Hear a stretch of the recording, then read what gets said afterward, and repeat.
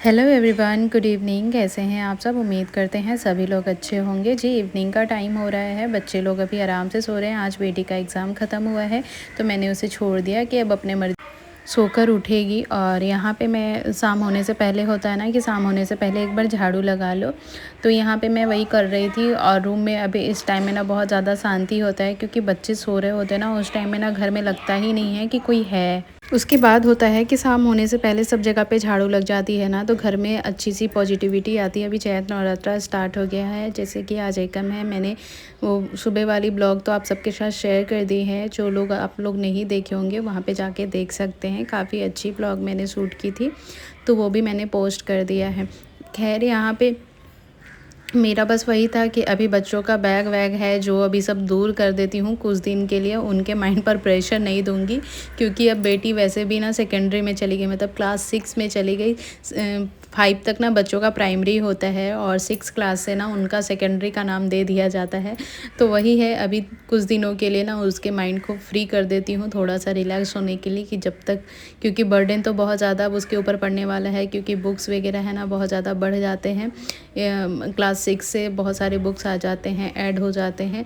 तो वही सब है। मैं तो बुक देख करके, आज बुक्स भी आए हैं तो बुक देख करके तो मैं तो आज दिमाग ही काम नहीं कर रहा था कि बाप रे इतना सारा बर्डन, अभी तो इतने छोटे हैं कैसे करेंगे। लेकिन सब हो जाता है, वैसे हमें लगता है, लेकिन सब कुछ मैनेज हो जाता है।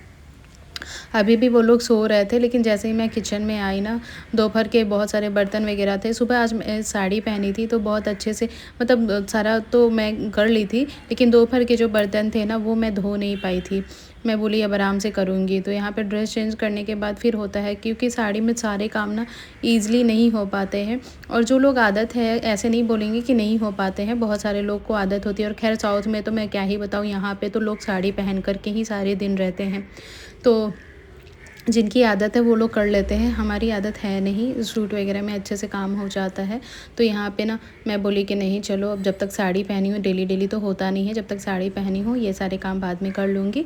तो वही है कि बहुत सारे बर्तन हो गए थे एक बार में इकट्ठा। दोपहर के जो भी खाए, मेरा होता है ना कि जिस टाइम में जो भी बर्तन निकलते रहते हैं ना, उस टाइम में मैं उसी टाइम तुरंत धो लेती हूँ।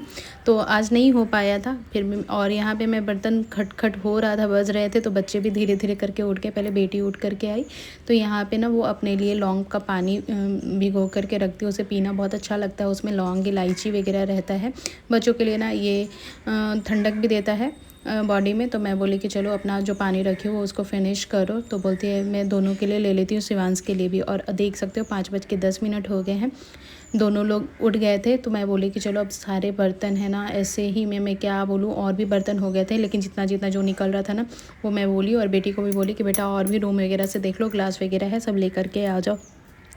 तो बोली ठीक है मम्मा। और बेटा सो करके उठते ही तुरंत बोलता है मम्मा मुझे दो कुछ खाने के लिए।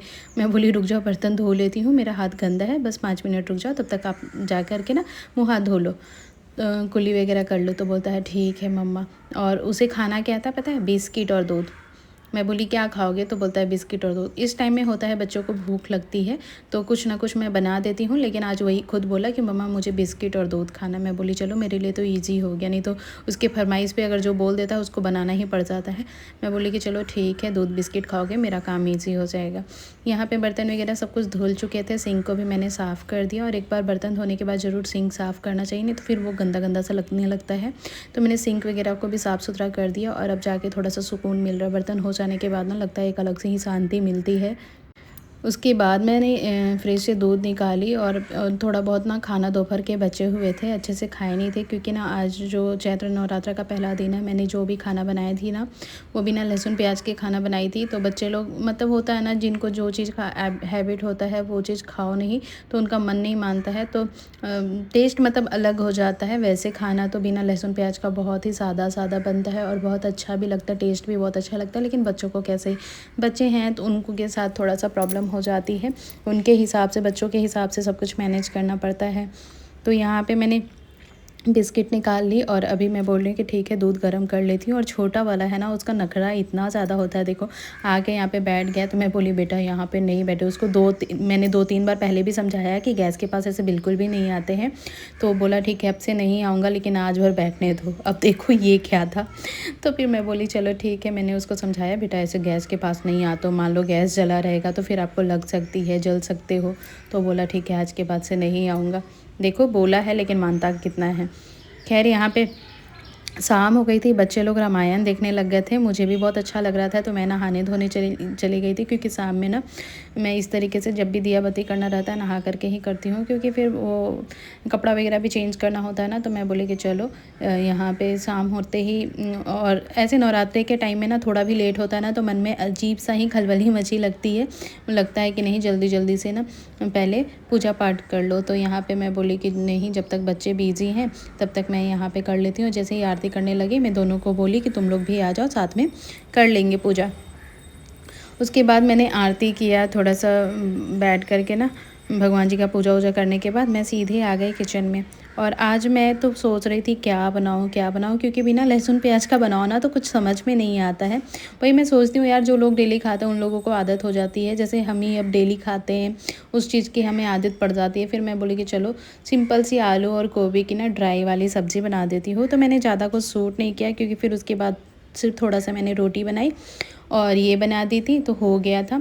और मीठे के लिए मैंने थोड़ा सा वही भून करके पहले से ही रखी, क्योंकि हमारे यहाँ नवरात्रों में है ना कुछ भी तलते वगैरह नहीं है, क्योंकि देवी माँ का ना पूजा चढ़ता है, शीतला माँ का पूजा होता है। तो इसलिए मतलब नवमी के दिन ही सब कुछ डीप फ्राई वगैरह होता है। तो कुछ कुछ घरों में इस तरीके का नियम होता है। खैर यहाँ पे सारा काम ख़त्म करने के बाद मैंने यहीं तक आज का वीडियो ही शूट किया था, तो आप सबको ज़रूर बताइएगा कैसा लगा।